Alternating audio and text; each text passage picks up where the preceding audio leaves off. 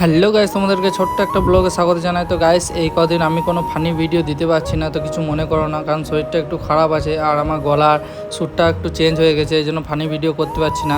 আর তোমাদেরকে ছোট ছোট একটা ব্লগ দিচ্ছি এখন, এই 2-3 দিন এরকমভাবে চালিয়ে যাও। কি করবো গাইস, দিতে তো পারছি না, তাও পাশে থেকেও সাপোর্ট করবে, ঠিক আছে? তোমাদেরকে তো প্রত্যেক দিন কমেডি ভিডিও দিয়ে এই 2 দিন দিতে পারছি না বলে কিছু মনে করো না গাইস। আর সত্যি কথা বলতে আমার শরীরটাও একটু খারাপ রয়েছে, তাই কমেডি ভিডিও দিতে পারছি না। আশা করছি 2 দিনের মধ্যে আমি সুস্থ হয়ে তোমাদেরকে ফানি ভিডিও দিতে পারবো।